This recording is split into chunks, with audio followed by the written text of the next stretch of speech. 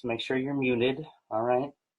So today we're going to talk about auditions, both self-tapes and in casting room appointments. And it's scary for a lot of people, right? But what a lot of people don't know are some of the easiest things that we could do that make such a difference to having a success in our casting appointments, making friends with casting directors, and going far.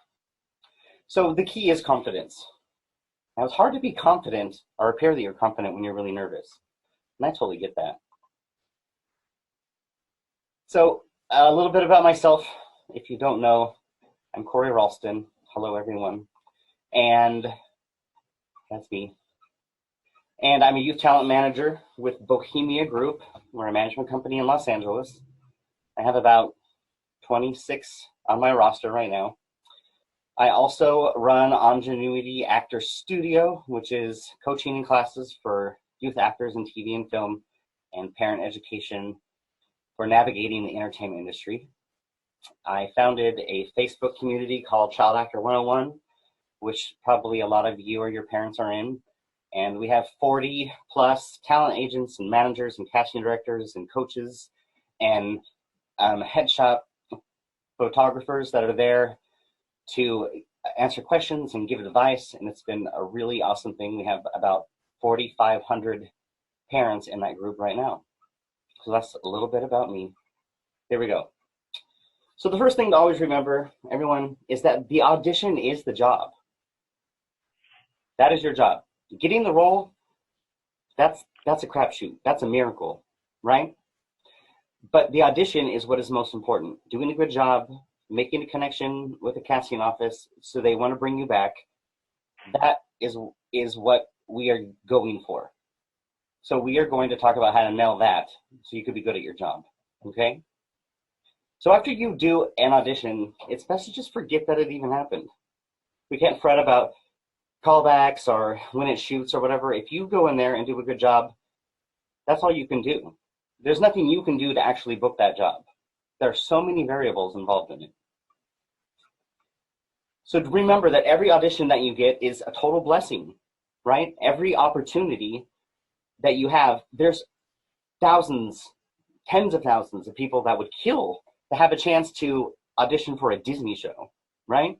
They would freak out for that. And sometimes we get kind of complacent that we maybe complain about having to do a self-tape when there's people out there that would just, chop off their right leg to be able to do that. So I want you guys to know the numbers that are involved in this, so you know how lucky you are when you do get an audition, okay?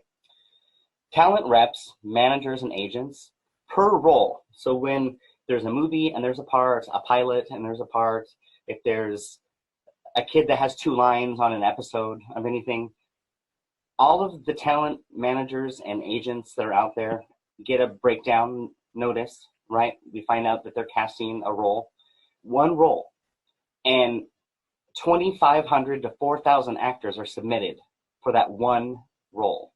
That's crazy, right? So casting gets this sort of portal that has like everyone's headshots and video that they might have and resume and stuff, and they look over that, right? And they choose, on average, 36, right? But sometimes up to 100. But out of 4,000 people, 36 to 100 people, that's such a small number. So when you get that audition, your reps, your manager, agents are jumping up and down. Whoa, we got an audition, we're so excited. So you have to get just as excited for that opportunity as well, because what are the chances? You just beat out thousands of people to get to audition for this. So it's like something to totally be hooping and hollering about a little bit, right? So out of that, if they like your self-tape or if they want to ask you back, sometimes they choose half or less. Sometimes it's only 7 people that end up calling back, and that number goes down and down. And every audition that you have after your first one is just more people coming to see you, more of the people that are involved in choosing who is going to be cast in the project. So it's important to always do the same thing that you've done. You know, you want to maybe be more relaxed and comfortable each time that you're there, but you want to be strong in the choices that you made. So just know out of those numbers how lucky you are to get an audition, because every audition might be your last. Because one day the phone does stop ringing. And you ask anybody, someone that used to be like top of the list, A-list, movie star, the phone does stop ringing someday. So we're going to be thankful and excited about every opportunity that we get. So make it count. It's your job. Who gets the part is never, ever, ever, ever, ever, ever in your control. So there's a casting director that made this list, and I think it's kind of cool. It says reasons why you didn't get the part. And so you could see that it has nothing to do with you. You're too tall, you're too short, you're too pretty, you're not pretty enough, you're too fat, you're too thin, you're too blonde, you're not blonde enough, you're too old, you're too young, you're too serious, you're too funny, you look too much like the lead, you don't look enough like the lead, you're taller than the lead, you're shorter than the lead, you remind the producer of his sister, he hates his sister, you are too ethnic, we wish you were more ethnic, you were the first one to read that day, you were the last one to read that day, you're more like the best friend than the lead, you're more like a lead than the best friend, you're too charactery, you're not charactery enough.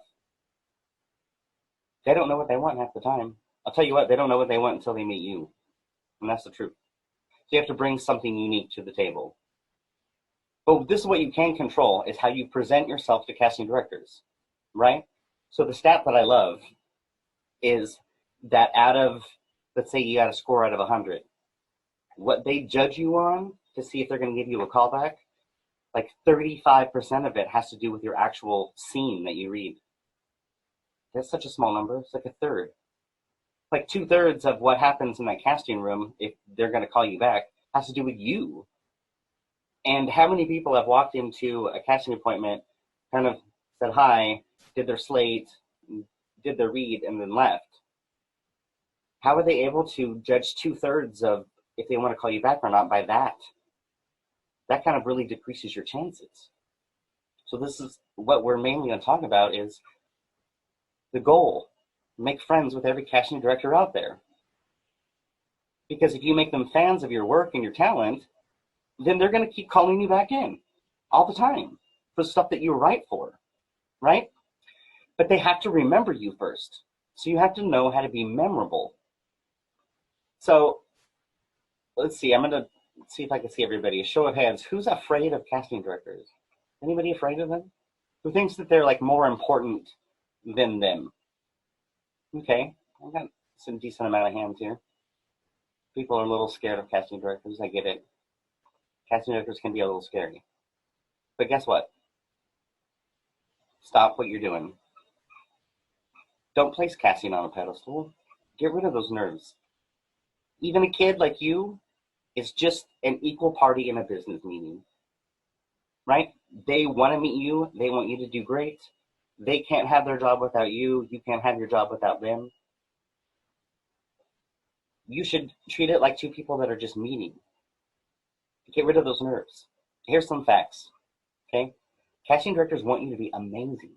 They want you to go in there. They want you to do such a great job that they don't have to keep having more and more actors come in, right? Casting directors are champions of actors. That's why they love their job. They love meeting actors. They're fans of acting. They remember actors, right? They're in the business of remembering actors. They take great, great notes. I remember when I first started, I had a kid that saw a casting director maybe 3 times over, 2 or 3 months. And we called and pitched him for a project, and he pulled out his notes, and the stuff that he had written about my actor after just, meeting him briefly a couple times was profound. He really got who that kid was. So that means that my client did a pretty good job of letting the casting director know who they were. An audition is just a meeting, okay? A production, like a movie or a TV show or a Broadway play or whatever it is, hired a casting director because casting directors are experts on actors, right? They have a great database of all the actors that are out there. They connect with talent agents and talent managers to know who the actors are. They take meetings with actors. They go see plays. They go see showcases. They watch films. They watch TV. They watch streaming content. They watch things that you send them in your email. They have so many resources to find actors because they need to know who all the actors are. So their job is to find options for each role for their bosses to look at, right? Whoever hired them to help them hire actors for this movie or TV show. Now, we're going to get to how important it is to be an option, but just think of that. They need different types, different examples of how the role could be played. So the powers that be, right, the people that are making this can say, yeah, I think I like it played like that. I think that would be a good mix for us. So we want to stand out. Casting directors are not more important than you, okay? There are just more actors out there than there are casting directors. So it feels that way. It feels like they could do without you, but they can't, right? Especially if you're great. They want you. And they need each other to succeed, all right? They work with and guide every production, the movies, the TV shows, the plays, to find actors for every part. And the decision to hire the actor is not entirely theirs. Okay, they're not the one that's paying the check. There's executives, directors, producers, sometimes even advertisers, right, that have a final say of who gets cast. So a casting director may really, really like a certain actor and really lean in on the powers that be and say, this is such a great choice. This actor has been so consistent and they come in all the time. They do such a great job, but they don't have the final say. It has to get approved.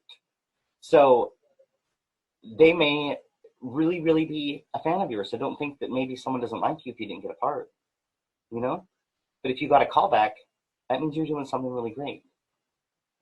So treat every audition that you have like it's a chance to make a new friend, because it really is true. Here's some casting directors with some kids, so you don't feel so scared, all right? That's Carol Goldwasser. She casts a lot of Disney shows, okay? Harriet Greenspan loves kids, casts a lot of kids stuff too, teaches classes, okay? Nicole Doro, one of my favorites. Love this girl. And you might recognize the guy next to her. Krisha Bullock, amazing, right? Her and her husband made the website SceneBot, which a lot of you use, which is so cool, right? And they do that because they love actors. Jamie Snow, also amazing, nice, friendly. Jeff Greenberg, he casts Modern Family. Super sweet guy. They all want you to succeed. Jen Rudin, right? Champions of kids. They love meeting kids. So up to this point, before we get into the actual audition process, does anyone have any questions? I want to, please raise your hand. I want to do some interactive stuff here with you guys. I want to just talk at you. Someone tell me what your scariest audition was. Anybody have a story? Yeah? We have one over here? It says iPhone. Remember I said change your name so I know who you are, but go ahead. Are you there, iPhone? Such a unique name. I unmuted you. My scariest moments are when I was at audition and I was around and I had to speak something and I messed up a part and I got freaked out and I paused in the middle of the line. You paused, and did it feel like an eternity passed by? Yeah. Were you looking at their faces going, oh my gosh, how bad did I screw this up? Yeah. I'm like, oh no. Right? What's your name? Macy? Macy? Yes. How do you spell that? M-A-C-I. Okay. My sister's name is Macy, but she spells it with a Y. And now I know who you are because I changed your name. All right. Thank you, Macy, for that. Riley Englehart. Share with me.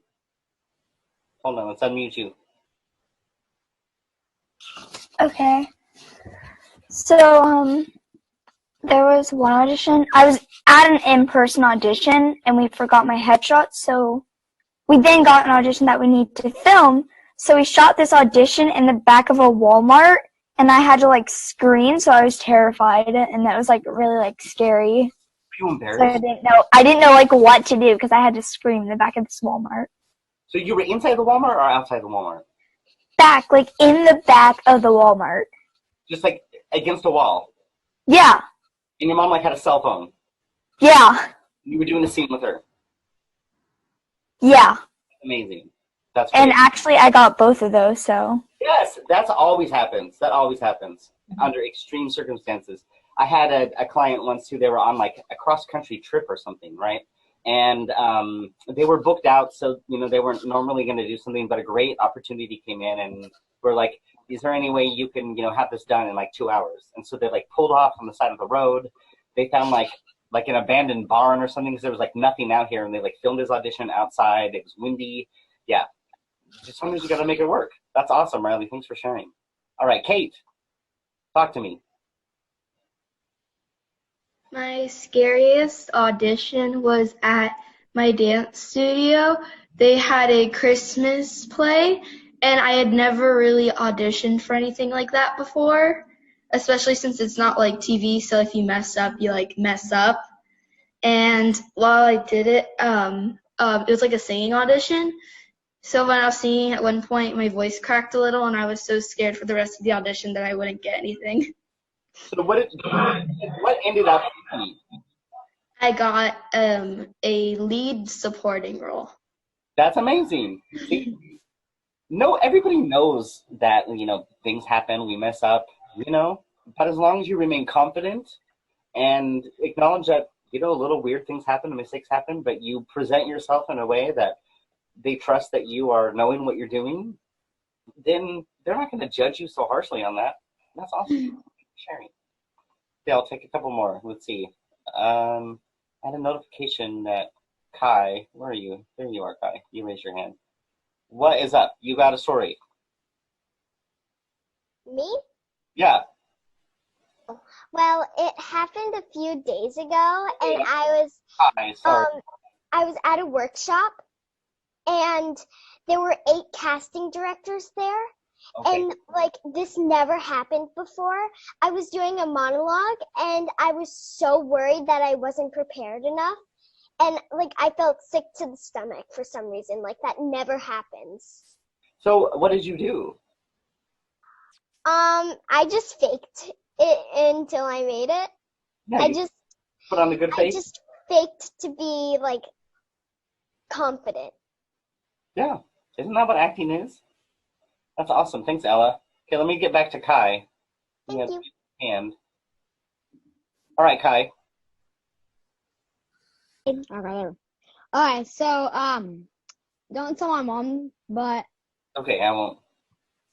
I think it was a few days ago I had an audition for something at Universal, and I just got the lines less than an hour ago, and I was on my way there, and because we live really, really close, so when we got there, they let me do a cold read, but I messed up so badly, and I just completely forgot what I was about to, what my lines were, and I just kept saying random things.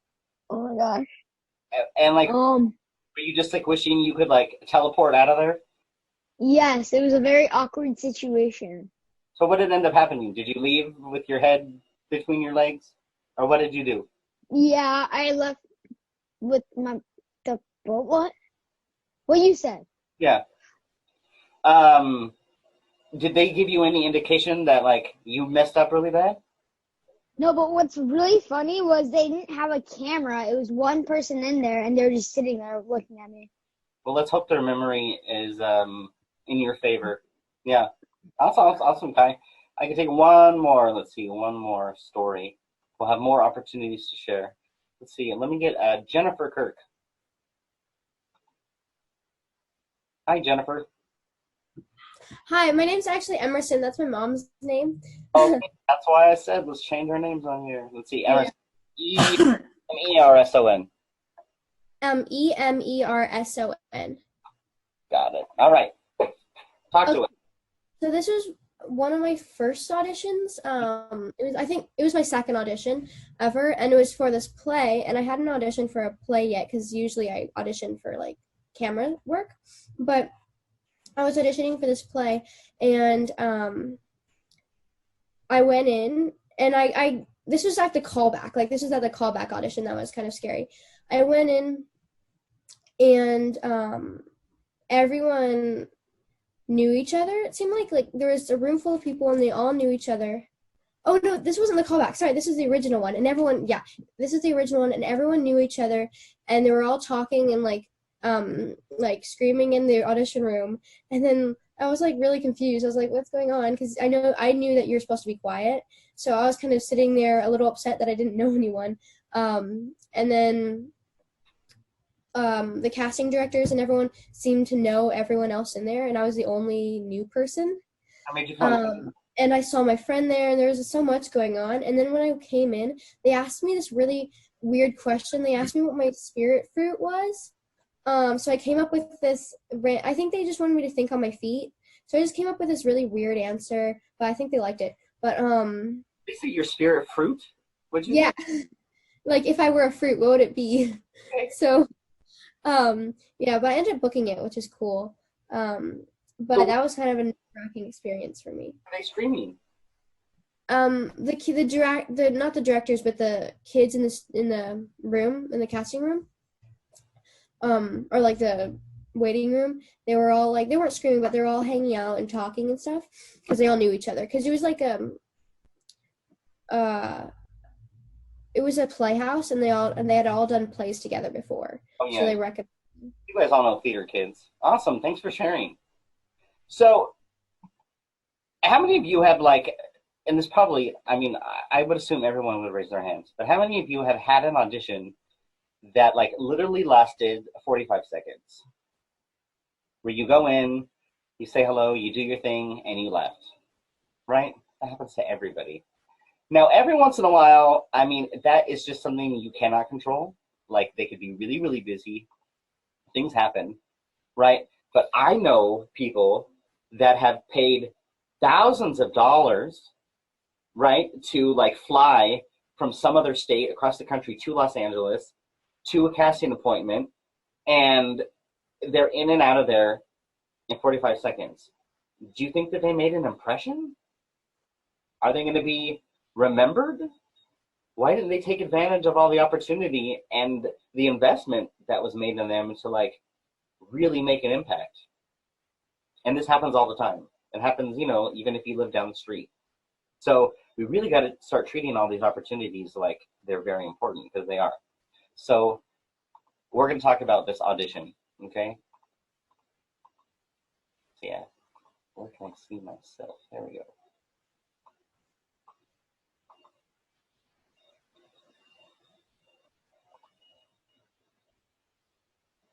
I just made it a little scary on purpose. I thought it would be funny.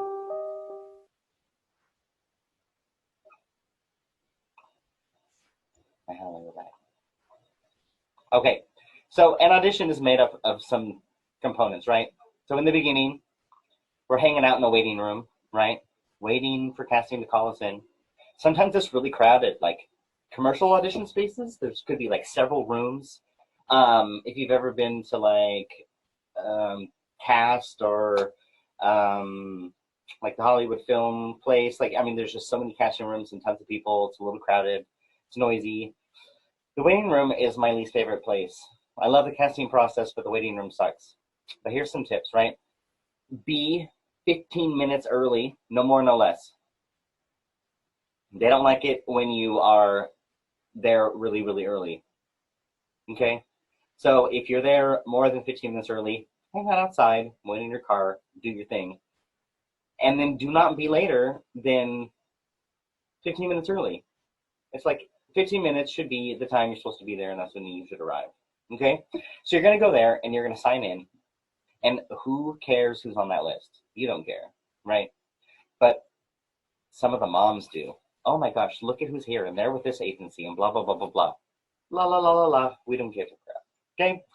So that's when I say, let's put on our headphones, and let's listen to our relaxing music or party music or the music to get us into the mood of the character. Let's just relax and hang out. Okay? Ignore all of the chatter, like Emerson had to deal with, the screaming and the laughter and the people that know each other and all the things that are there to like mess us up and keep us not focused. Let's just ignore all of that, okay? And don't look over your sides for the 100th time, right? If you did it right, you coached it, you know it, okay? Nothing's going to change in between now and when they call you in. So just put it away so you don't, overthink it, all right? Now, when you know that you're on deck, when they've, like, gone down the list a little and, like, the person that was, like, right before you is in there, so you want to prepare yourself a bit. You don't want to have your headphones on and be like, huh? Did someone call me? That would be a little embarrassing. So when they call your name, you stand up straight and tall, because that's the essence of confidence, right? And you smile, and you don't march to your death. You know how many kids I've seen this? They go to an audition, casting calls them, and they're like, oh, and they look like they're walking the Green Mile. They look like they're going to be executed down the hall, and everyone's scared for them. No, it's not scary, right? So don't march to your death. Happy and confident begins now, all right? Right when they call your name. So we go out of the hallway, go into this room, and when you walk in, you need to immediately start polite conversation, okay? When somebody like the casting director or the assistant, or maybe there's a person running the camera or whatever, when anyone introduces themselves to you, you make sure to say their name back to them right away. That's just something that you guys should learn in life, period. And you know why? Because people love hearing their own name. It's like a psychological thing, right? It makes like happy chemicals go off in your brain. It makes people like you more when you use their name. So, and also they say the best way of remembering someone's name is to say it 3 times right away. So make sure you say their name back. Don't just say hi, like, oh, hey, Carol, I hope you're having a great day, whatever you're going to say. Start learning how to converse with adults.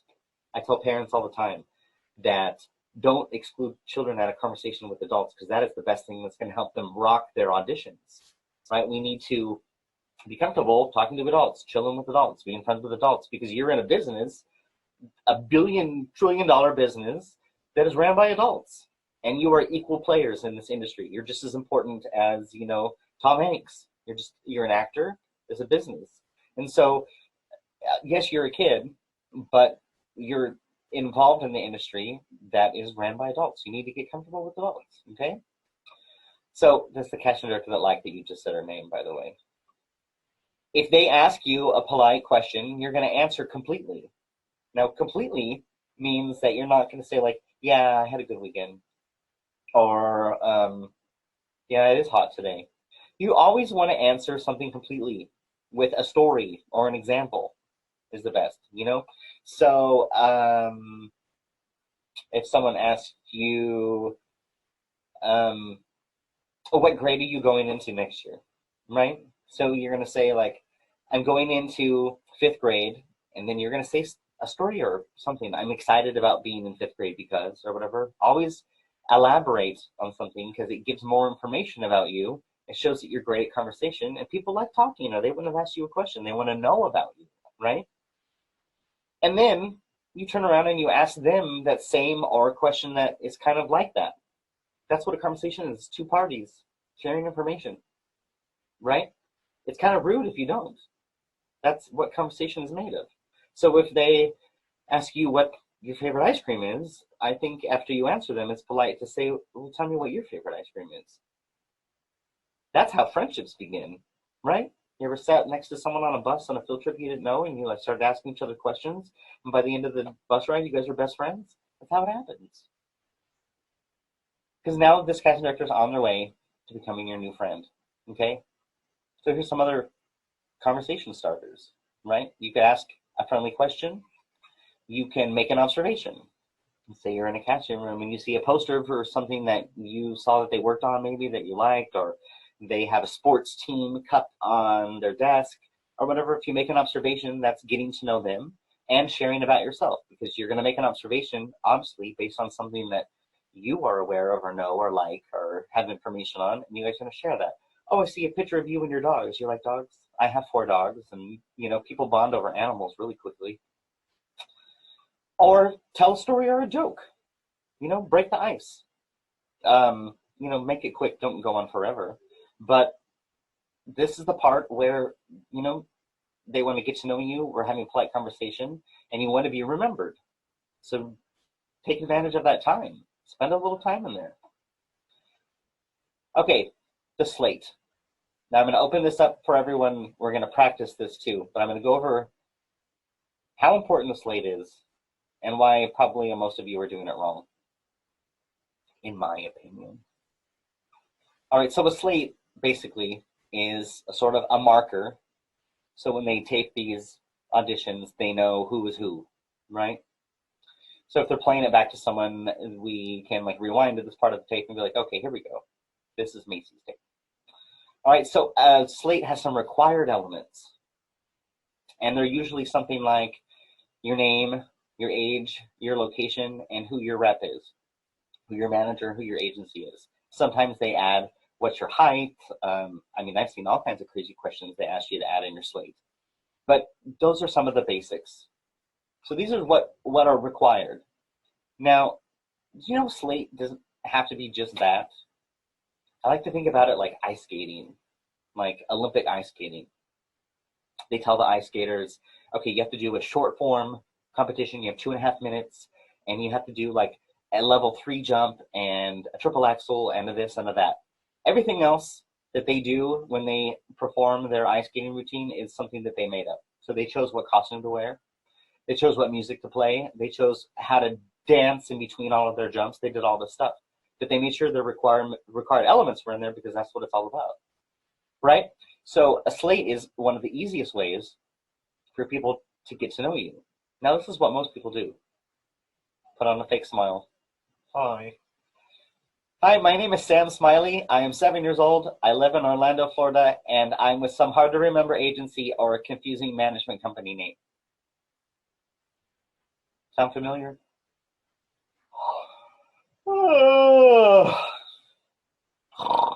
Boring. Okay, we have to spice up our slates, man. Especially in self-tapes. And we'll talk about that in a bit. But add a unique greeting to the top of your slate that feels like you. Hey, what's up, people? My name is Corey Ralston. Or, you know, how you doing? I'm Corey. Blah, blah, blah. I had a client that I had that used to go, top of the morning. My name is, you know, hiya, howdy, whatever you want to say. Make it something that feels like you, unique. Do some of your required elements, right? Maybe add a fun fact about yourself so they can know you a bit more, okay? Tell us about your quirkiness. Everybody's got a quirkiness. I have 3 potbelly pigs and a pony. Fun fact. I don't really. I am training to be a magician. You want to see a magic trick? That could be something. And fun fact, I'm obsessed with monkeys. I have like monkey sheets and a monkey towel and a stuffed monkey. And my favorite movie is Monkey Trouble. And I eat monkey bread every morning for breakfast. Okay? Or I can balance 20 Legos on my nose, but you didn't know that. I'm going to beat the world record of 100 Legos balanced on my nose, which I don't even know if that's the thing. But you just inserted something about yourself that's fun, that helps them, like, get to know you. You didn't take up too much time. 2 seconds, 3 seconds, right? Some people like to tell a little quick joke. Knock, knock, you know? Be funny. Do an impression. And you might have them like this. That's a good thing, right? And then you're going to give a sign-off. That's all, folks. Live long and prosper. Hakuna Matata. Peace out. Mic drop. That's my story, and I'm sticking to it. I had fun finding these. The end. You know, do something fun with it. And then you have made a slate that is not going, it's going to wake everyone up because everyone hears the same thing over and over and over and over. It's going to enhance them getting to know you and remembering you. And you're not doing too much things out of the absurd. You're just adding a couple personality infusions into it. And at the end of the day, of all the people that were there, maybe 1 or 2 did this, and they're going to be at the top of their mind of who they remember. So, let's see how everyone's doing. Does anybody do something like this with their slates already? Riley does, Macy, let's see who else. Does anyone mix up their slates a little bit? Who seems afraid to do that?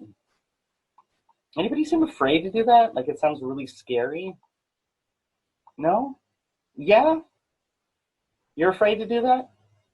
Kiara, let's talk about it. Why are you afraid to do that? No, it's because, like, when I go into an audition, I feel like I don't want to bother them, like, by talking too much. Why would you bother them by doing a unique slate? I don't know. Because you feel like you're breaking the rules? Yeah, that's how I kind of feel, because I'm like, yeah. I get that. I tell you what, a lot of this is easier said than done. I teach a class, and one of the, like, finals of the class is that we go through the, like, audition process. And we have talked. I gave an inspiring speech like this. We talked about it, and this isn't even a real audition. This is just in class, you know. We're pretending, and the casting director, we call them in, and like somebody gets just like, Yeah, that's right? That's me, yeah. Outside of the norm. This feels weird. But if you're confident, right, then it won't hurt you. And I guarantee you, I wouldn't be, you know, sitting here talking about it if it didn't work, right? That these are formulas that are proven to increase your chances of getting callbacks, and more callbacks means you book more roles, right? You want to be remembered. They want to get to know. I have proof of it at the end. You'll see. So yeah, it's okay to be scared to try something new. Totally. Anybody else afraid? What goes through your head? Anybody have some ideas of what they could do in their slate? Let's talk to Kate for a second again. What are you afraid of? I'm afraid that if I try to do something new on the spot, that I might like stumble over my words a little bit and then make no sense at all. Okay, that makes sense, right? Improv. Boosting your improv skills will cure you of that. It takes practice. You can't just try something out of the blue, you know, totally. Let's see. Ella, you have something to add?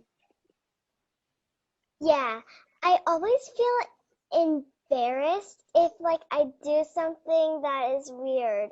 Like, I feel like almost everything is weird. Like, I just get really embarrassed. Who's telling you what is the standard of what's weird and what's not weird? I don't know. My brain. Your brain. So your brain knows everything about the entertainment industry and has decided what's weird and what's not weird? No, I just get all worked up, and I feel like I'm gonna embarrass myself because, like, I feel like I'm acting weird. I mean, if it's a comedy, the basis of comedy is embarrassing yourself. That's a good thing. Right? But if it's, like, for something else, I just feel like I get embarrassed. Like, I just tell you, Miss Ella, that it would be probably really, really hard for you to embarrass yourself. I really do think it would be. Isa? Yeah. Hi. Hi. One thing that I'm kind of scared about is, like, if I mess up on something, like, I'm afraid, like, I won't get the part, even though it's just one small mistake. Like, I know we're gonna redo it again, but, like, I feel like when I ever do something new, I'm just always gonna mess up on the words, because, like, I always mess up on words for some reason. Okay. Why are you worried about it if you're gonna get the part or not? Well, because like, I wanna, like, because, like, I just wanna, like, I wanna have, like, because usually, like, when you have, like, stuff that you get more recognized, and then you get other stuff, is what I've seen a lot. I mean, don't get me wrong. Everybody wants to work. It's fun being on set. It's fun acting. It's fun seeing yourself act. I mean, these are all good things. But, like, I'm telling you guys, you can't control that. Most of what you do in there has nothing to do with if you're going to get the part or not. If you're prepared and you're confident, that's all you can do. So don't worry about who's going to get the part, because it's out of your control. I've actually seen there was a script not too long ago where they kept changing the lead character from a boy to a girl, from a boy to a girl, over and over, right? Can you do anything about that? No, you can't. Or maybe they had an idea of who they wanted to cast the parents as, and they couldn't get this actor that they really wanted. And then all of a sudden, they got this new actor, and they're a different color than you. You know? Like, you can't do anything about that. That means that they're going to have to let this kid go and then hire a new kid because they finally got the big actor that they needed to bring an audience to their show. It's a business, right? It has nothing to do with you. All you got to do is be prepared and confident and friendly, and you will go far. Let's see. Got to scroll through the pages. I want to ignore people. Anybody else? Riley, we'll get you again. Talk to me. So I don't do too much because I like to keep my slates a minimum of like 8 seconds, depending on how long it is. Like, I like to keep them short. So I'm usually just like, hope you get the best cast ever, or like, I hope you have a great day, but that's really it. Yeah, I mean, like these things, these extra things, like adding a greeting. Everyone usually says hi or hello. You're just adding a few words to that feel like you know, and you're adding a couple words at the end, so give some personality. And you're giving that takes like 2 seconds. So it's not really changing the length of the slate too much. I wish I could play some of these, man. There are some kids that have done some really, really funny slates. So I was teaching the class once, and there was a kid who did a slate, and he was like on the phone, right? And so like the camera's on, and he walks in the frame, and he's like, yeah, no. But the dad answered the door, and he was like screaming at me, like, I didn't even know what I did. He doesn't even know who I am. Wait, what? We're doing a slate? Okay, hold on. And he does a slate, and he hops back on the phone, and he's like, no, dude, it was crazy. And then he like left. Hilarious!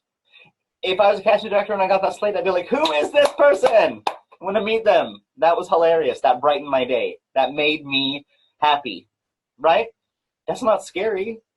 That's making someone's day. It's waking them up from watching Slate. Hi, I'm Florent. You know what I mean? It's a good thing. It's a good thing. So don't be afraid of that. So I want us to practice this for a few minutes. Okay? I want us to practice doing a slate with some of this extra stuff in here. Okay? Now all we're going to do is we're going to have a greeting that feels unique. Okay? You're going to say your name, your age, your location, and your rep. And you're going to give a fun fact or tell a joke or do something that is like you. And then you're going to give a sign-off. You know, your own sign-off. Peace out. Hope you have a sweet day. Nice meeting you. It'd be great to work with you. You know, whatever you want to say. You're going to give a sign-off. That's all you're doing. So anything extra is just having a unique hello, right? And you're going to do all the things that's required in a slate. And then you're going to either have a fun fact or tell a joke or do an impression or just do something for a couple seconds. And then you're going to sign off in a way that feels like you. Does that sound too scary? Who wants to do it first? Anybody? Ooh, scared. Issa? Am I saying it right? Is it Issa? All right. Let's see. I'm trying to unmute you. Unmute yourself. You got it. Okay. So, are you ready? Mm-hmm. Let me spotlight you so everyone can see you. Hold on. All right. Hit me with it. Hi, my name is. Wait, do you want me to? Stop you right there. Where's your unique hello? Oh. Can I do it in a different language? Sure. Okay. Hello, my name is Isabel Phillips. My height is, I think, 4'6", and I'm auditioning for the role of something. Okay. So we're going to do name, age, location, and talent rep. If you don't have talent rep, just say like Acme talent or something like that. ABC talent. Okay? Yeah. So you're going to have a unique hello, right? So you did a little Spanish, a little Espanol. Mm-hmm. Maybe add a little Buenos Dias to it or something, right? It's not just hola. And then, you know, be confident. say your name and your age and your location and your rep. Tell us a fun fact, a joke or something, and then give us a unique sign-off. Try it again. Okay.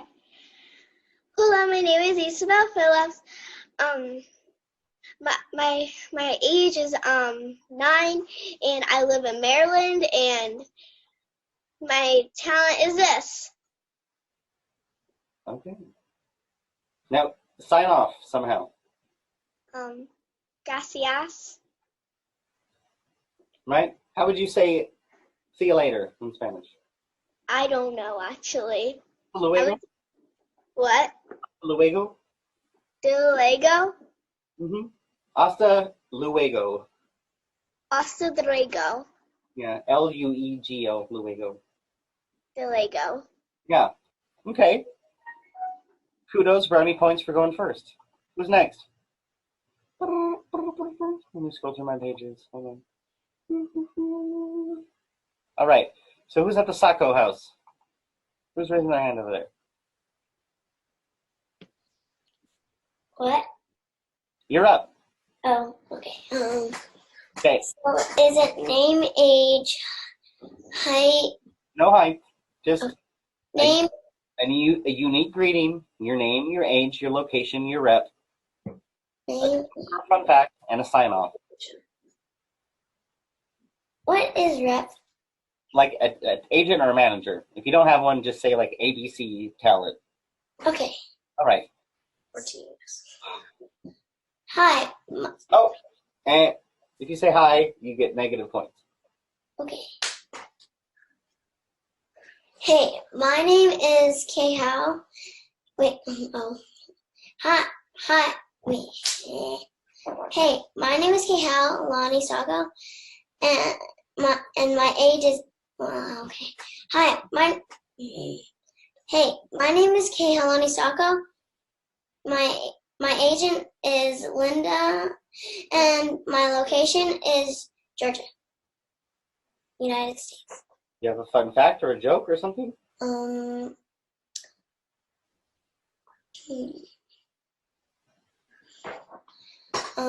I am left-handed. You what? And I am ambidextrous. Oh, that's cool. Maybe explain what that means. It means like you can use both hands the same. Okay, and then give me a sign off. The end. The end. I like the end. Okay, so you obviously want to practice that some, right? So it comes out clear. Wouldn't it be funny if there was like a blooper noise in between each of the times you messed up? And went, bloop, you do it again? That would make me laugh. I would possibly do that on a self-tape just for fun. Kai, thank you. Your turn. Everyone's going to do this, so get ready. Okay. All right. Might as well do it, you know? I'll do it. Mm-hmm. Okay. Hey there, I'm Kai Stein. I'm 10 years old. I'm with RPM, not anymore. I'm with Coast to Coast Talent Agency, and I live in Burbank, California. And I could speak Pig Latin. Give an example of Pig Latin. You can't just say that and not say something in Pig Latin. Maybe say your Pig Latin. Wait, say what? Like whatever your sign-off was going to be, you know, like, that's all, folks, or whatever. Like, whatever you're going to say, Okay. in Pig Latin. You say, ooh, yeah, wait, see you later, folks. Yibe. Okay. So, clean that up. I'll come back to you. Clean that up, all right? Macy. Hi. Don't say hi. Come on, how many? I just said so many examples. You know? Howdy, everybody, or what's up? My name is, or I mean, there's so many things you could do. What's up? My name is Macy Whalens. My age is 8 years old. About to turn 9. My state is from Toledo, Ohio, and my rep is MMG. Peace out. Okay, that's pretty good. Let's clean that up a little bit. How many people, when you introduce yourself to them, do you say, my age is? Is that weird? How many people actually say that? They're like, how old are you? My age is this. Come on, nobody talks like that. You just tell them how old you are, you know? Like, I'm 9 years old, about to be 10, you know? So make it sound like regular conversation so it doesn't sound so awkward. Okay? You want to try it again? You did good. Try it again. Clean that up. Okay. And, we don't want to say our state is Toledo, Ohio, because you just said the name of a town and a state. So just say, I'm from. Okay. Say where you live. All right. Hello, my name is Macy Whelans. Better than everyone does that. Everyone does that. Be unique. What's up? My name is Macy Whelans. I'm 8 years old, about to turn 9, from Toledo, Ohio, and my rep is MMG. Peace out. That's a great slate. That's a great Thanks. slate. You got to give a little bit of a fun fact about you, though. Did you do that? Oh, I forgot. Try it one more time. Try it one more time. Okay. What's up? My name is Macy Whelans, 8 years old, about to turn 9, from Toledo, Ohio, and my rep is MMG. And I also love dancing. Peace out. Okay. Not bad. That's pretty darn good. Good job. Thanks. Dylan. What's up, homie? Okay. Well, nothing much. Speak up a little bit, because you might be far away from your mic. It's hard to hear you. You can't hear me? Wait, can you hear me now? Yeah. Okay. Okay. You're going to try it. All right. Let's hear it. What's up, y'all? My name is Dylan. I am 11 years old. I live in Portland, Oregon. And I can sing the first little bit of Major General. Peace out. Now, you can't just say you could do something without showing what you could do. Okay, fine. I am the very model of the modern Major General, life, information, vegetable, animal, and mineral. I know the Queen of England and take your fast historical from marathon to Waterloo in order categorical. That would be enough. Okay. You could have even, stopped after, animal and mineral or something, just giving a little taste of it. Now, Dylan, I want you to do it again, but I want you to appear relaxed and confident. Okay. What's up? My name's Dylan. I'm 11 years old. I live in Portland, Oregon, and I'm currently with Bohemia Group, not talent agency, manager. And I can sing the first little bit of Major General. I am the model of Major General, life, information, vegetable, animal, and mineral. I know the Queen of England and state your facts historical from marathon to Waterloo in order categorical. Now sign off. Peace out. All right. I would remember that, Slate. I would. That would wake me up. Good job. Addie? Welcome. Maddie Ross, give it a shot. Yeah. Can you hear me okay? Yeah. Here you go. Okay. Hello there. I'm Maddie Roth. I'm 13 years old, based in New York. I'm with Spark Talent Agency and managed by Sherry Kane. I love Star Wars. I've seen almost all the movies at least 5 or 6 times. And I'm so obsessed with Jurassic World that I can recite some parts of the movies. Pardon? Now give me a sign off. Have a great day.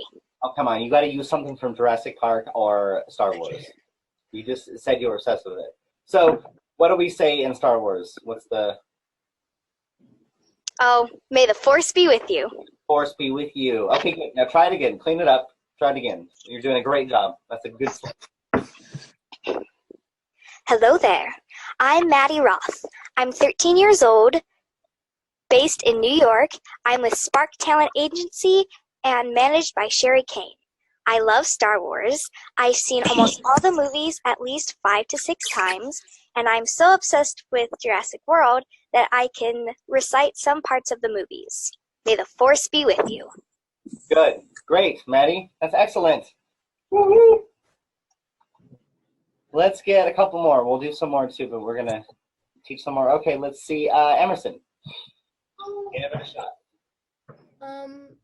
Hey, what's up? I'm Emerson Kirk. I'm 12 years old. I'm located in Los Angeles, and I'm repped by Double 19 Productions. A fun fact about me is that I used to live in China, and I hope you have a beautiful day. Okay, elaborate on China just a bit. Okay. Right? The fun fact you live in China. What was so fun about it? It was like I picked it because it's unique a lot. Like a lot of people, I don't think a lot of people have. But it's cool because the culture and all that, you know. What's your favorite memory of China? I don't know. I was like really little. I think I was like 2, but when I went back, and my favorite memory was probably like going to this place that we took a picture by when we were little, and redoing the picture. Okay. You need something, more entertaining than that. Yeah. What do you like about the Chinese culture? Maybe do your greeting. Oh. Should I say like ni hao? Ni hao, I would. Mm-hmm. Ni hao, I'm Emerson, blah, blah, blah, blah. Fun fact, I used to live in China, and, I would add something, so, But try it again, let's hear it. What should I add on though? I don't know, something about China, If you say that that's the thing that makes you unique, you have to have something to say about it. Yeah.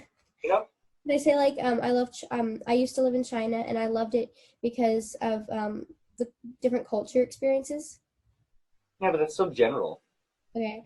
We gotta, in order to be remembered, we have to say something specific. Mm-hmm. Do you have anything from China that you I love the city part of China, and I love how there's like so many different like I don't know. Do you have anything from China? Like your favorite item that you have from there? I know this really cool thing. When I went to visit again, my family and I, we went to this restaurant, and there was this performer, and he had a fan, and when he when he put the fan in front of his face and back, the makeup on his face changed, and it was really cool. Oh wow, that is neat. Okay, I would remember that. Okay. So you have to find a way to say that in a shorter. Yeah. Mm-hmm. Yeah. One of my favorite memories is going to this wherever you were, and there was a Chinese dancer that danced with a fan, and when they would flip the fan, their makeup would change. Blew my mind. Something like that. Yeah. All right, you ready? Yeah. Hey, what's up? I'm Emerson Kirk. I'm 12 years old. I'm located in Los Angeles, California. And a fun fact, I'm repped by Double 19 Productions. And a fun fact about me is that when I was younger, I lived in China. And there was this cool performer at a restaurant that when he put the mask in front of his face, his makeup changed. I hope you have a beautiful day. All right, good. That's good. You clean that up, but it's pretty good. Let's see. Kiara, we'll get you, and then we'll pause, and we'll do more of these. Okay. Yo, what's up? Oh, sorry. Yo, what's up? My name is Kiara Talib. I'm 12 years old. I'm with CESD, and I live in California. A fun fact about me is that I travel a lot. In fact, that I've been to Mexico, Bahamas, Florida, Texas. I've mostly been everywhere, and that's Okay, so out of all of those places, you name some places, you have to say, but my favorite is. Okay, but my favorite is. Right, so we know that helps us personally know you. Of all, okay. Like your heart lies in this place. Like the best. Try it again. Yo, what's up? My name's Kiara Talib. I'm 12 years old. I'm with CESD Talent, and I live in California. And a fun fact about me is that I travel quite a lot. I've actually been to Mexico, Florida, Texas, Denver. I've been all over. But my favorite out of everything is Florida. It's really nice there. Cool. Now give me a sign off. Oh, mic drop. Oh, I love that. Mic drop's one of my favorites. Okay, we're gonna pause this. We're gonna come back to it. We're gonna learn a little bit more about this audition process. We're gonna practice this a little bit more. So I'm gonna mute.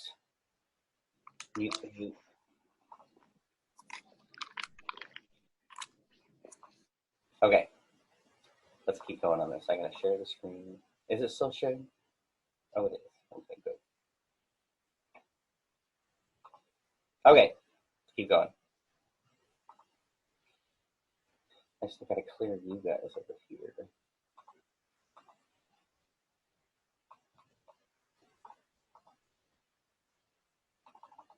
Okay, so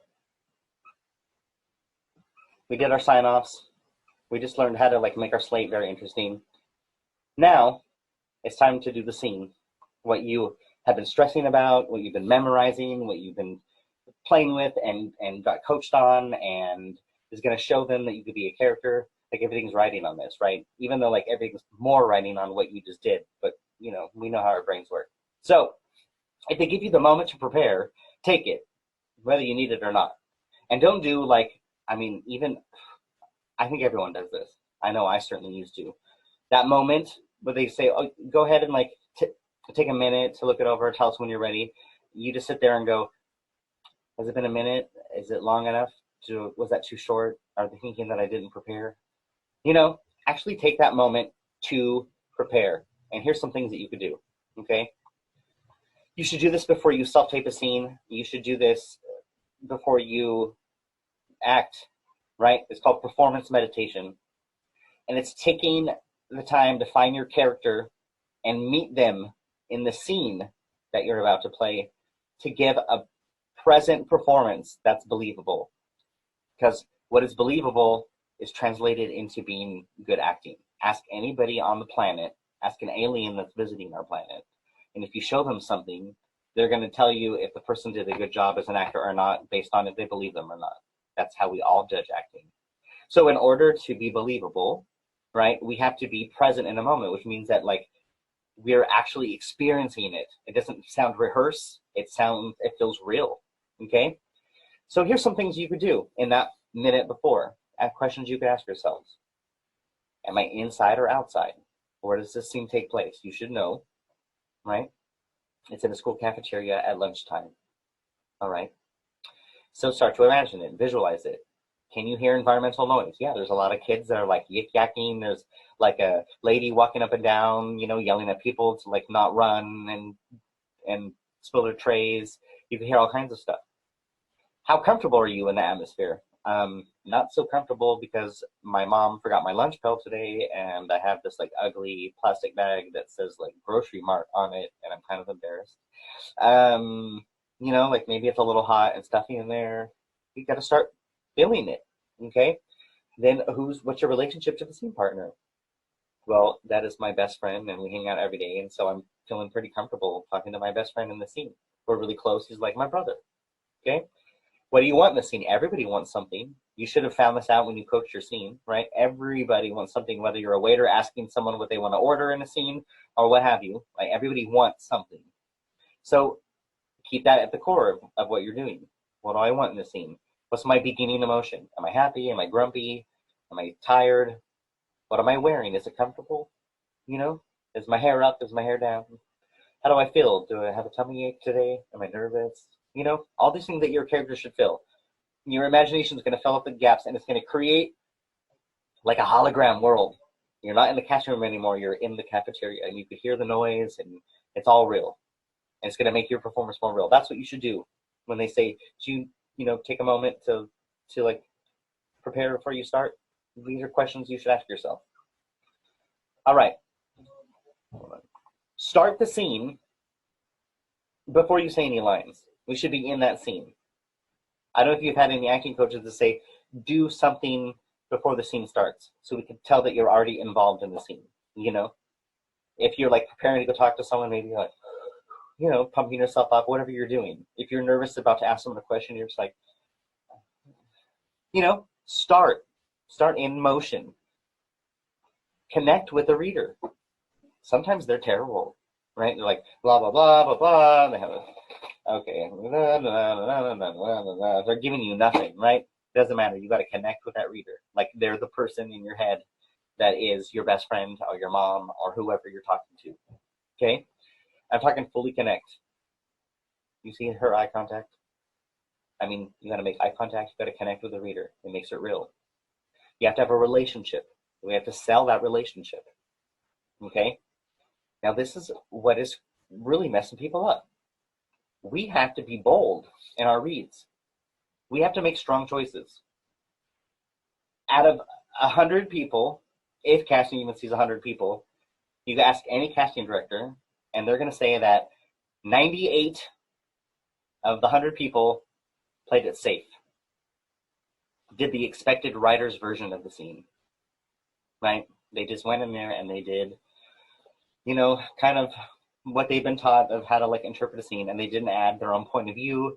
They didn't make the character feel like they weren't sure about the character. They didn't know what they were doing, you know? They didn't make any strong choices. They didn't take a new beat. They didn't, you know, like sing one of their lines. They didn't do something that made them stand out. They didn't have a strong choice, okay? They weren't completely present. They weren't completely in the moment because they were unsure about it.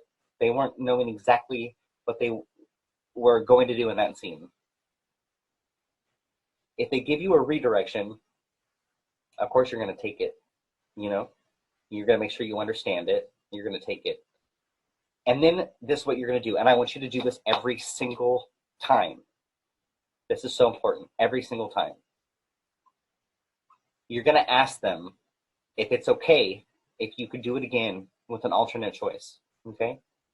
I practiced this scene a few different ways, so I just want to know if I can maybe show you guys another idea that I had about it, right? If you had time, I would love to try it again with another approach that I thought was kind of neat, right? Can we do it one more time? I'd love to try it again. You know, I've been working on this other approach to play this, and do you have time? I have a question. A question, yeah, hold on. Let me find you. Yes, Ashner? Yeah. So, like, when you ask that question, can you ask that before you even start your scene? Or do you think it's better to just ask afterwards? I think it's better to ask afterwards because they don't know, right? They may like you, they may not like you. They may really not like you and say like, no, I'm kind of busy, right? But you're going to ask because more often than not, they're going to say yeah, because they're either going to be intrigued by what you did and see what else you could do, or they're going to wish that you had done more in your other read and hope that this next one is going to be different. So more often than not, they're going to say yes. Okay. Yeah. So unless they're busy, we have to be understanding of their schedule. There's some times where like they don't have time for you to tell a joke or other stuff. We have to like take our cues, know what's going on, sense it out, you know? But like this should be your standard routines that you go through.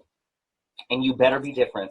You better not ask them for another 3 minutes of their time and you don't do something else with the scene, okay? You have to practice it multiple ways. You got to have an idea. You know, I think I'm going to also play it like a nerdy type character. I think that would be fun. I could see the character play like that, right? So you're going to ask if you could do it again. You want to try it maybe like kind of nerdy. You think it would be funny. So you better do something different. Better not sound like the same scene. Okay? Let's pause there for a second. We're almost done, by the way. Any questions about that? This is so important. Making a bold choice. Anybody have any? Riley, let's talk about it. So I actually have a comment. Yes. Is it okay? Yes. Okay. So I recently decided to write an independent film. Okay. So I kind of learned both sides, like the casting director side and the actor side. And it's honestly so weird because they're all achieving the same thing, but they're achieving the same thing in a different way. Right. Like you have an idea, but then it changes when you find the right person. Yes. And then it's really hard because there might be someone that you really like that just doesn't fit everyone else. Yeah. You can change everyone's mind. If they have a certain idea, a lot of times TV pilots and stuff, they have a prototype in their mind, right? An actor that they wish they could have gotten, but they can't get. So they have like, you know, an idea, or it's written to be like kind of like how this actor was at a certain time or whatever. So they have a prototype in their head. And so they start pulling in headshots and people that like fit the prototype. But then, you know, like they want some options. So they pull in some other people that look interesting or whatever. Anybody can steal this role from anyone else. They can blow their mind, say like, forget the prototype. What you did was just so unique and awesome, right? I give this story often about, it's not real, but I mean, it could be. Like there's a casting room and it's full of girls wearing like Southern Belle dresses, right? And they all have like long blonde hair. And in walks this girl with a motorcycle jacket and a purple mohawk. Okay? And, she just changed her look. I don't know. Maybe casting's going to be mad. She doesn't look like her headshot. Or maybe the casting director just wanted to meet her. And she's looking around like, oh, no. All these girls are dressed in, like, Southern Belle dresses, and they have long blonde hair. Oh, well. She goes in there, and she does her thing. She gets the part, and all the other girls are watching on TV like, why did they cast a girl with a purple mohawk to play this part?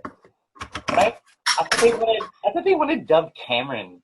I thought they wanted, this certain type of actress. No, the girl with the purple mohawk went in there and did it her own way, brought her own unique spin to it, and they were like, we love it. That is exactly what we want. Casting doesn't know what they want until they meet you. Get that through your heads, people, right? Don't try to be something else, You are creative people, that's why you're actors. So you got to create a character, and you have to make it your own, and give it every single time, okay? I have a, what's that video? Is it next? Oh, I don't know where that video is. Oh, here it is. I want to watch this I'm going to, switch a little bit and we'll go back to this. This is what some casting directors, it's only a few minutes, what some of them say about this audition process, okay? I want you to watch this.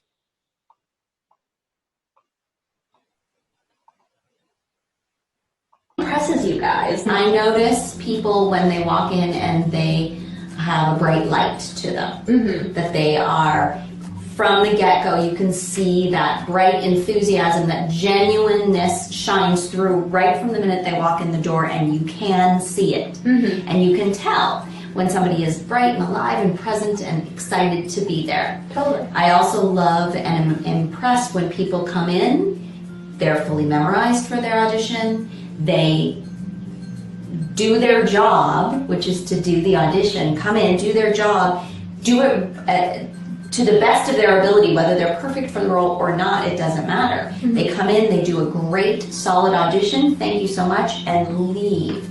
And when they leave, they sort of leave almost a half second too fast, and they almost leave a bit of a vacuum in the room. And I also notice that when that happens, when they're this bright, exciting person that did this amazing job and then they're gone and I'm left wanting. Yeah, you're left wanting. That's where you get to teach us everything we need to know about you so that we can make the assessment whether or not you're the right type of person to hire. They would come and meld well with the rest of our family. I really like actors who come in with an extremely strong choice. That shows me that they're not afraid. That shows me that they have a strong point of view about the material. If you bring a strong sense of a point of view and strong decisions, it shows me how confident you are in your training, in your ability. And if it's not right, at least I'll know that I can gauge you and then give you a direction to have you go a different way. If you're just sort of in the middle or asking my advice about a direction or say, hey, I can do it any way you want me to, it makes me feel like you're not specific enough. I want you to be specific. I want you to be in charge of your ability. Acting is really at the core of what we look for in our talent, because we need to know that at the end of the day they can carry a show, that they have good comedic skills, because a lot of our programming is multi-camera series, and that's really what drives it for us. Well, when someone comes in, and this happens with kids and teens a lot of time they're looking for me to give them the keys to the kingdom. You know, they're looking for me to tell them, you know, this is where the joke is, or this is how the character is. When someone comes in and they show me how the character should be played, and they show me that they, not only do they find every joke on the page, but they beat the page and they elevate the material and they add stuff of their own that really makes the character sing, and then you're like, oh, my job is done, you know, that's when it's a joy, and that's when what makes people stick out. You know, they commit to the character, they make choices. Sometimes the choices are surprising, but comedy is surprise. I always think comedy is much more difficult to cast than drama because you actually have to find people who understand how to deliver comedic material. In drama, if you look a little bit like the what the producers are seeking, and you have a naturalistic acting style, and you understand the rhythm of that particular writer's words, then you move the exposition along. That's pretty much what you have to do. In comedy, you have to do all that and land a joke. And in multi-camera sitcom, which is the bulk of what I work on for kids networks, there's a rhythm to the language, and it's not honestly naturalistic at all. It's very theatrical. It's much harder to come in and nail a comedy audition, I think, because it requires a very specific kind of work. You have to understand where the rhythm is, understand where the jokes are, and you have to have a little extra something that makes us want to watch you, that makes us want to hang with you, turn on the set. Like a naturally funny person. Exactly. Right. And, you hear people say comedy can't be taught. I mean, the elements of comedy can be taught. But if you read a page and you don't understand funny and you don't think funny and you don't know where the jokes are, you're probably not going to be cast as a funny actor, unfortunately. I read comedy scripts for a living. So when I read a comedy script, it's like a roadmap to me. It's like joke, joke, joke, and I understand where they are. But someone who's inexperienced with comedy material doesn't necessarily do that.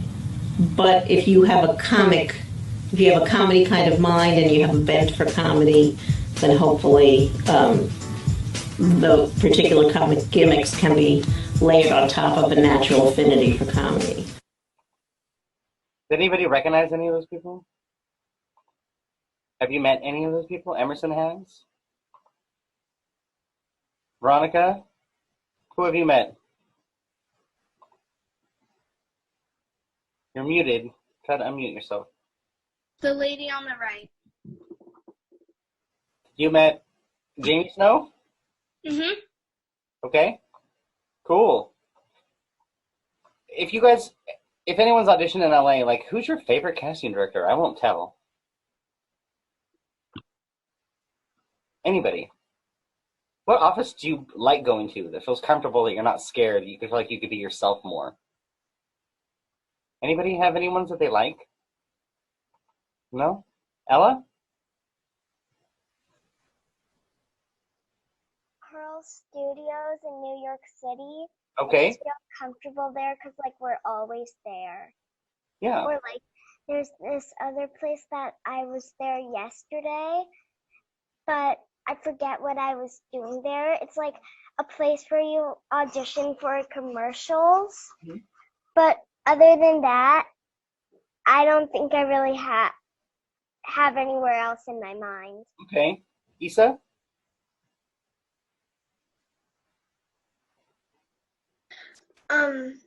Probably, wait, what's the question again? What casting office do you like? I like the casting office that I was originally at because I took acting classes there. I think it's called Mainline Models, mm-hmm. Mainline Models or Plot 7 Talent. I'm really comfortable there because for a couple of years I did acting there and I recognized everybody there and made me feel really comfortable and stuff. Yeah, the more places you the more comfortable you are. Veronica.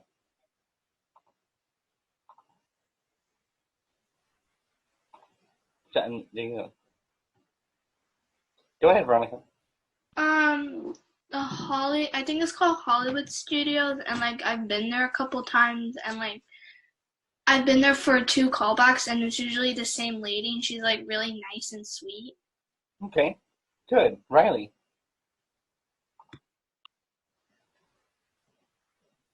So I've auditioned for them, but I haven't auditioned for them in person. But I take their classes, and their name is Lori Wyman. Mm-hmm. They're up here in Florida. But besides that, there's one place that I had an audition for, but I don't remember what it was called. Okay. Anybody else? I think it was like Scout Talent, I think. So, the point is the more you go to these places, the more comfortable they are, and some of them are going to be nicer than others, and you're going to do better. You're going to do all of these techniques that we're talking about much better at the places that you're comfortable at, Let's go back to the material a little bit. We only have a few minutes left. So, after you've read your scene, right, you did your alternate choice, you showed that you were like a versatile actor, you made strong choices. If the vibe is right, if they're not busy, whatever, you can certainly ask any questions that you have about the project, because in any job interview or meeting, you're going to ask questions you might have. Like, is it true you're going to film this in Hawaii? Maybe you want to know. But if they have time, you might want to do one more icebreaker. I say conduct a poll question, ask about the casting director's life, talk about something exciting that you're doing after this audition or a trip you're about to take or something cool that's going to happen. A brief moment just to infuse a little bit of yourself, only if there's time. You don't want to linger around because it's good to do a great job and then leave. Then you're going to thank everybody. We're going to be genuine. Genuine is real. It's the opposite of fake. You have to mean it. When you say, I hope you have a great day, you need to mean it. Don't make the words just fly out of your mouth. So many of us say, thanks, have a great day, but we don't mean it. Thank you. I mean it. Thank you for having me here. You have to mean those words. I hope you have a great day. I hope it's filled with sunshine and rainbows and laughter. All that has to be behind your words. We have to be authentic. We have to be real, sincere, right? We're going to mean it. Be real, be you, okay? And then you're going to leave, skedaddle. Guess what? You're out. Take a bow, people, because you nailed it. That's all those things that you did is how to nail a great audition and get callbacks, okay? Things to remember, people. Self-confidence is key. Self-confidence means that you were prepared. People that are not prepared, that feel like they don't know these sides, they didn't coach it, they were, just found out about this 10 minutes ago, they're just not feeling 100%, they're going to have less self-confidence, right? Knowing that you belong there is self-confidence. Knowing that you got that opportunity to be there because you have worked hard for it and you deserve it. Self-confidence is being comfortable, right? Relaxed, easy. No tight, nervous energy. No, fumbling over everything. We just have to be relaxed and comfortable. That's self-confidence. That speaks volumes, okay? Peppy, energetic. We want to be brave and know that you're on the same level as the adults. It's not like the principal of your school, okay? This is just a casting director that is so excited to meet you because hopefully you're going to be the one that's going to solve their problems. That's self-confidence, right?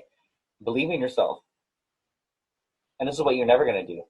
Self-confidence is not these things. We are not despairing. We're not desperate. We don't want this role so bad. Oh my gosh, I would do anything to have this. I can't mess up. And so you're overthinking everything and you're messing it all up. We're not desperate.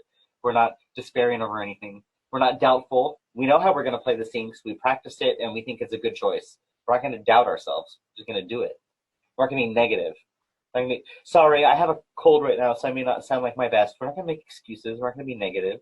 We're not going to try too hard, be like, hi, I'm going to do my slate like this because I'm trying really, really hard. No, that's not comfortable and relaxed, and that's not self-confidence. That stinks. It does. All right. Yes. I have a question. Could you be the right person and everything, but you don't have the right hair color, so they'll pick you because you're the closest person, but they'll make a wig for you or something to wear? I mean, possibly. I've seen it happen for the right actor. They would certainly change your hair color. It happens all the time. Yeah, absolutely. If you bring everything else, acting is more than just costumes and hair. If you understand the character and you play it the way that they want it to be played, they'll do whatever to your hair to make you work, to make it work. So since we get so many self-tapes, people, sometimes going into the casting room is harder to do than all the self-tapes we're getting. We got to apply some of the stuff to a self-tape because if 60 90+% of whether you get a callback or not is like what happens in the room and how you get along with everybody. Then the self-tape better be amazing. So beyond your self-tape needing to look great, great lighting, great sound, you know, like a backdrop that, you know, like it doesn't have shadows, like all of that technical stuff is awesome. Your slate, more important than even in the audition room, has to be just killer, right? Because that's the only chance they have to get to know you right there. So you're going to do all the things you talk about in the slate, right? And you're just going to like wickedly kill that. You're going to make it so full of your personality. You're going to film it separate. Don't do your slate before your scene. Just film it separate and get it over with. Don't bring that slate with you into the scene. You're another character in that scene. You're not going to say your name and then like change and then like be a character. No. Film it separate. Remember, your job is to wake up that casting director that's watching a whole bunch of self-tapes and falling asleep. You're going to show the real you. You're going to show that you're relaxed and friendly and genuine, okay? And just like in the casting room, when you're going to ask if you could do another take, you don't have to ask in a self-tape. You're going to send 2 takes every single time with a different point of view, with a bold, strong acting choice. You're going to be in the moment, present. And you have so many times, you have hours and days to film this and get it right. So it's going to be amazing. They're going to, can't look away. But you're going to send 2 choices every single time, right? I have a question. Yes. When doing your slate, should you always be yourself, or should you, is it better to be like in character and do that slate? It's a really great question, and there's not a black or white answer for that, okay? If nobody knows who you are, right, like they want to know who you are, so they want to get an idea of like what your type is, what your vibe is, you know? So for the most part, I'd say we always want to just be ourselves, the best versions of ourselves, right? Every once in a while, though, if let's say they're casting a pilot, okay, and potentially you could be on the show for like 7 or 8 years, right? And this character that you really, really want, they're auditioning for, is not so much like you, you know? But you know you could play it. So you have to convince them that you are like this character, right? Because they're not going to trust you otherwise. Maybe in a circumstance like that, if you're like a really good person and you have to play like this like bad girl, I would consider infusing that into your slate. You're not going to let them know who you really are until you get the part, right? Because you have convinced them through the whole casting process that you are really this bad girl. And they're going to love you even more when they find out that you're not. But they wouldn't have cast you unless they think that you were, because they have to trust that you could do it naturally for 7 or 8 years. Does that make sense? Good. Let's see here. Questions? Hudson's having a snack. Okay. That's it. If you do all that stuff we talked about, you are going to succeed at a faster rate than everybody else. Because I'm telling you what, and I see it every single day, 90% of the people that are out there that are clogging up this industry with their bad auditions, and they're not doing things that like sparkle and shine. They're not making bold choices. They're not they're walking in a casting room and walking out, and now there's no parking in the parking lot because of them, right? You don't want to be that person. You want to go in there and be remembered and liked and known for being an actor that goes in there with a point of view that has a character choice, that makes a strong choice. You will go so much further, so much faster than everybody else. It's mathematical. Doing the safe choice that everyone else does is actually the real gamble. It's not a gamble because everyone's afraid. If I do like a strong choice or a bold choice, I feel like I'm gambling. I'm gonna, like, they're gonna hate it. It's gonna be a risk. No, the gamble is doing it the same way everyone else did, because they got to give choices to their boss. And out of 98 people all did it the same way. Which ones do I choose to show my boss? But the 2 people that did it their own unique, strong way, they're probably going to get a callback. That's not a gamble. Does that make sense? Right? So you are wasting time getting to where you want to be in your career by playing it safe. You're just wasting time. You're moving at a snail's pace. You know? When you could be hopping along to your goals by being courageous and brave and strong and turn the scene on its head. Do something interesting. You know, wake them up. And they're going to be like, oh, I like that actor. They're going to bring something to this. Okay.